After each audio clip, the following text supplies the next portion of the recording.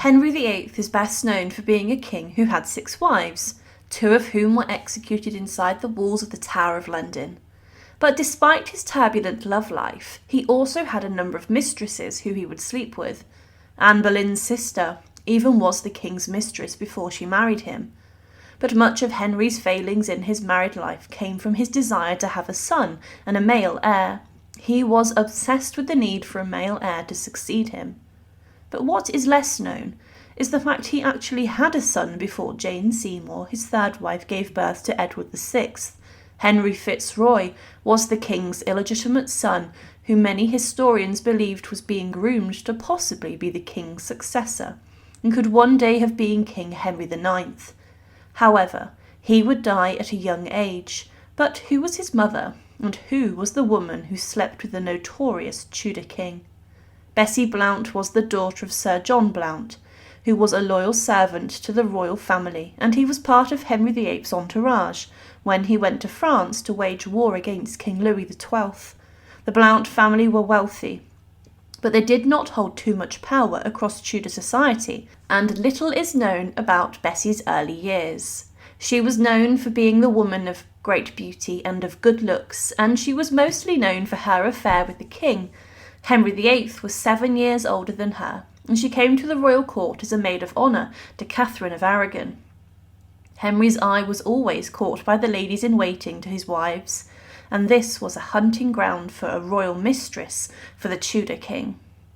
Now she became the king's mistress in around 1514, and she would sleep with the king for a number of years. Many fathers and husbands even encouraged their wives to try and sleep with the king, as it was believed that they would get reward for this, and Bessie Blount's father would be given more prestige for her antics with the king. Her relationship lasted a long while when compared to other royal mistresses, showing that Henry VIII must have not become tired and bored of her. He was known for discarding his mistresses after short-lived flings, but Bessie Blount stood the test of time. But on the 15th of June, 1519, she gave birth to the king's illegitimate son, who was named Henry Fitzroy. She had been sent to a convent to give birth, away from the eyes of the Queen, but Henry then recognised Fitzroy. The child had been conceived whilst the Queen was approaching her last confinement, and to avoid scandal, she was taken to a priory where Bessie then gave birth. But Henry VIII was shockingly proud of his illegitimate son. Throughout the centuries, kings often did not accept them, but Henry had the newborn son christened Henry Fitzroy, or Son of the King. Henry VIII would bring his son to the court and would show him off and proudly parade him, and the boy's upbringing was rather interesting.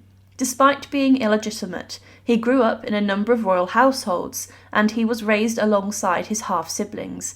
At the time of his birth, the only surviving legitimate child of Henry VIII was Mary, the later Bloody Mary I, and it's believed that Fitzroy was given some education in the royal nurseries.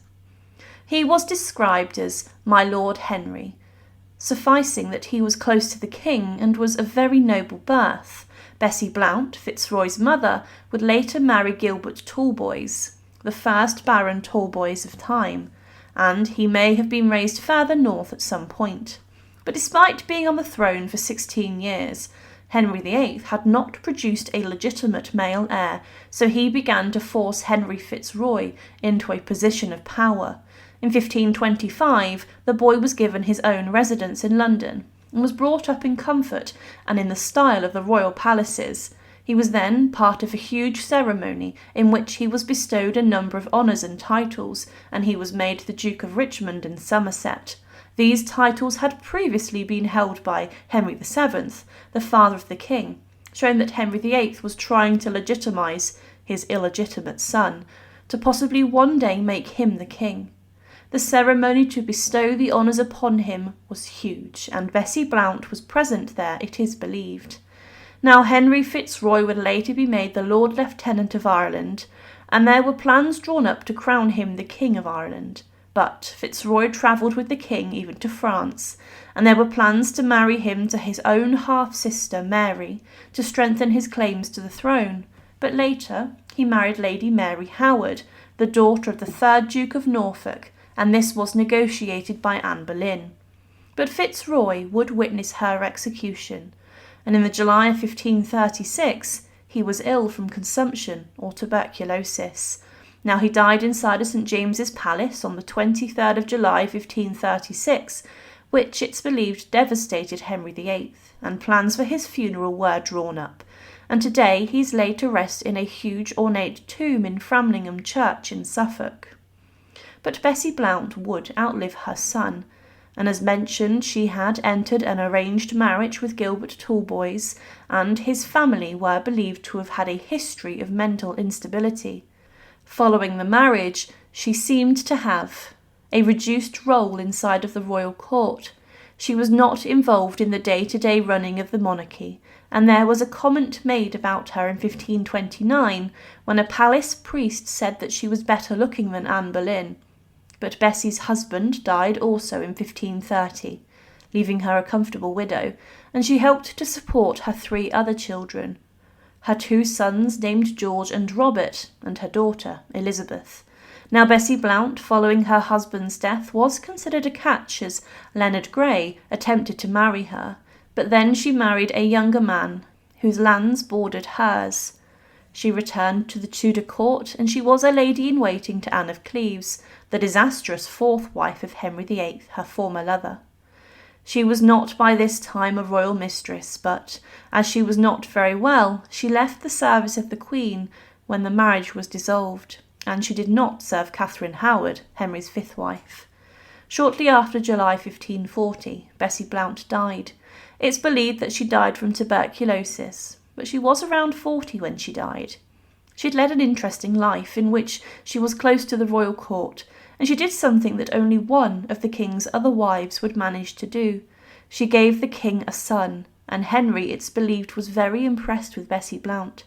She was the longest-standing royal mistress, and she was the mother of the king's only acknowledged illegitimate child. Bessie's son could have been the successor and legal heir to the notorious Tudor monarch, but Bessie had very little to do with her son's upbringing, as she was the mother of such an important child. But she was a woman who was very important to the notorious Tudor King, Henry VIII, and she was the mother of the possible king, Henry IX.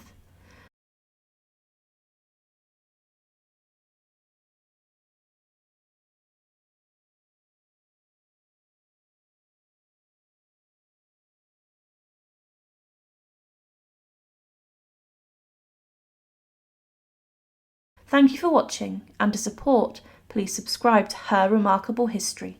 Thank you.